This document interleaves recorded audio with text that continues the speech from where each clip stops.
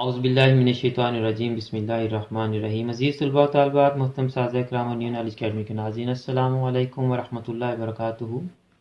इससे पहले लेक्चर में हमने अकाउंट्स फ्रॉम इनकम्प्लीट रिकॉर्ड या single entry system Icom part 2 का चैप्टर नंबर 1 और बीकॉम पार्ट 1 का चैप्टर नंबर 16 इसका इंट्रोडक्शन पढ़ा था। लास्ट वीडियो में हमने ये पढ़ा था कि इस चैप्टर में दो मेथड हैं, नेट वर्थ मेथड और कन्वर्जन मेथड।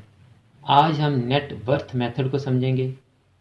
आज का लेक्चर शुरू करने से पहले आपसे रिक्वेस्ट कि अगर आपने अभी तक चैनल सब्सक्राइब नहीं किया तो चैनल को सब्सक्राइब कर लें, बेल आइकन को दबा दें ताकि आपको तमाम वीडियोस के नोटिफिकेशन बर वक्त और बराह रास्त मिल सके।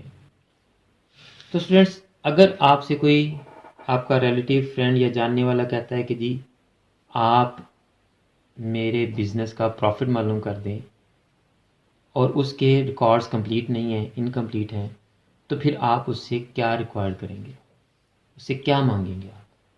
क्योंकि उसने जर्नल लेजर तो बनाया नहीं, ना ही उसका ट्रायल बैलेंस बनाया, उसने तो बुक्स मेंटेन ही नहीं की।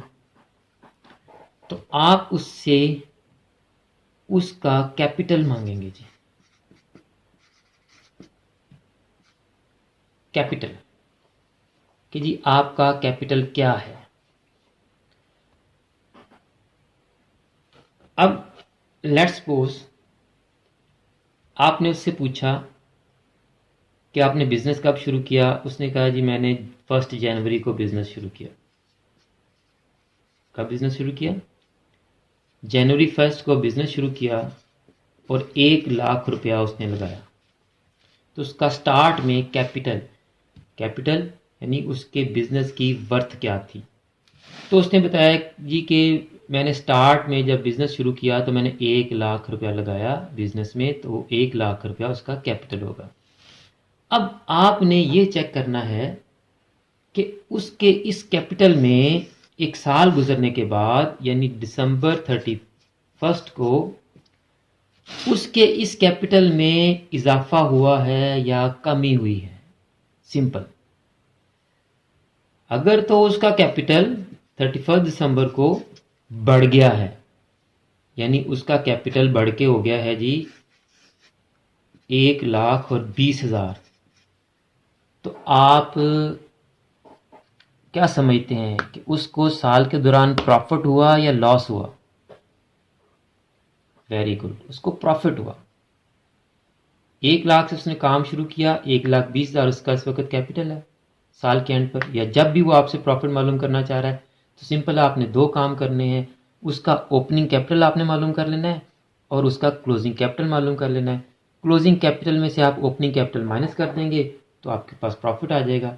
यानी जितनी रकम से उसने कारोबार शुरू किया है, अगर उसका कैपिटल उस रकम से बढ़ गया है तो प्रॉफिट, अगर उसका कैपिटल उस रकम से कम हो गया है तो लॉस।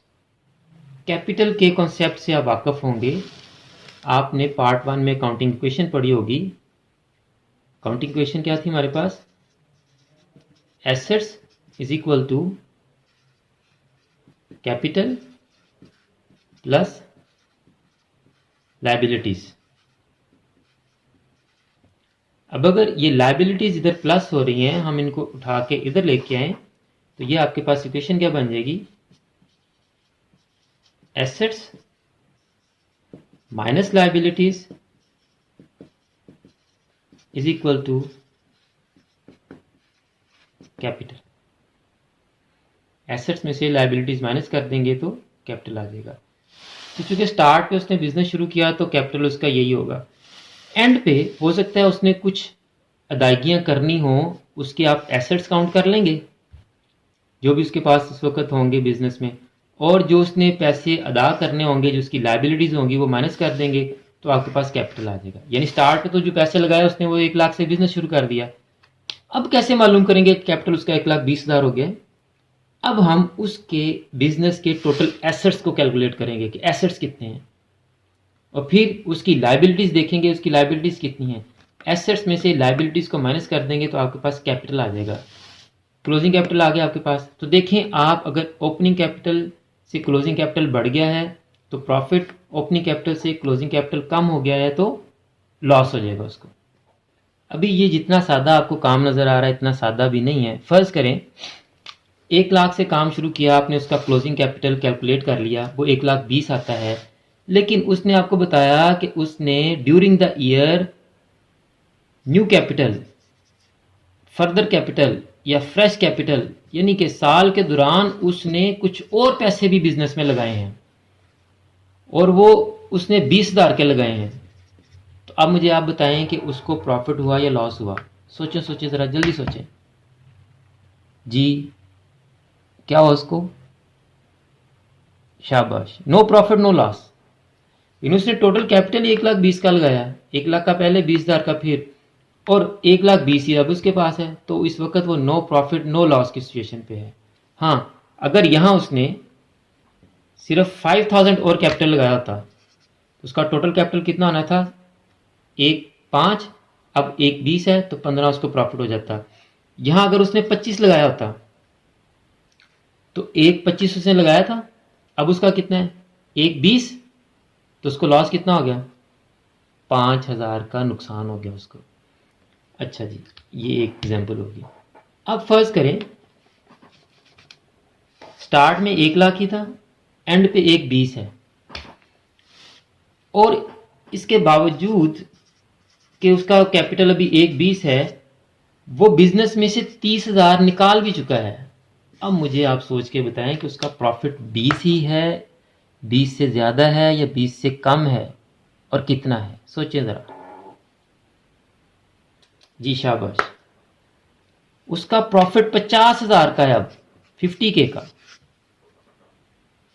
कैसे?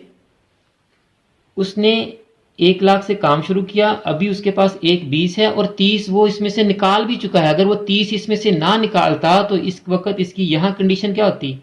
क्लोजिंग कैपिटल कितना होता? 1,50 होता। अगर ये 30 वो बिजनेस में से ना निकालता तो यहां 1,20 की बजाय कितना होता? 1,50 होता। तो 1,50 और 1 का डिफरेंस कितना है? 50,000 डिफरेंस आ गया। तो इस क्वेश्चन में डिफरेंट किस्म की जो आपको प्रॉब्लम्स आएंगी, इन प्रॉब्लम से बचने के लिए बुक में आपके एक स्पेसिमन दिया हुआ है, आपने उस स्पेसिमन को याद कर लेना है। आपने उस स्पेसिमन को क्या कर लेना है? याद कर लेना है। तो स्टूडेंट, किसी भी ऐसे बिजनेस का प्रॉफिट और लॉस मालूम करने के लिए जिसके रिकॉर्ड्स इनकम्प्लीट होते हैं, ये हमारे पास एक स्टेटमेंट ऑफ प्रॉफिट और लॉस है। स्टेटमेंट के इस स्पेसिमन को आपने याद कर लेना है। हर बुक में ये स्पेसिमन लिखा हुआ है, आप इस स्टेटमेंट के स्पेसिमन को याद कर लें। नेक्स्ट लेक्चर में हम इस स्टेटमेंट को इस्तेमाल करते हुए किसी भी ऐसे बिजनेस का जिसके रिकॉर्ड्स इनकम्प्लीट हैं या सिंगल एंट्री सिस्टम पे वो बेस करता है, हम उसका प्रॉफिट लॉस मालूम करना सीखेंगे। मैं उम्मीद करता हूं कि आपको नेट वर्थ मेथड का कॉन्सेप्ट समझ आ गया होगा कि नेट वर्थ मेथड में हम उस बिजनेस की वर्थ चेक करते हैं कि जब उसने काम शुरू किया तो उसकी वर्थ क्या थी, यानी उसका कैपिटल क्या था। अब जब हम उसका प्रॉफिट मालूम करना चाह रहे हैं तो उसका कैपिटल या उसकी वर्थ क्या है। अगर उसका कैपिटल या वर्थ बड़ी है तो उसको प्रॉफिट हुआ है, अगर उसका कैपिटल या वर्थ कम हो गई है तो उसको लॉस हुआ है। अगले लेक्चर्स में हम स्टेटमेंट ऑफ प्रॉफिट लॉस की मदद से प्रॉफिट और लॉस मालूम करना सीखेंगे। मुझे उम्मीद है कि आप अगले लेक्चर तक इस statement of profit and loss के स्पेसिमन को याद कर लेंगे।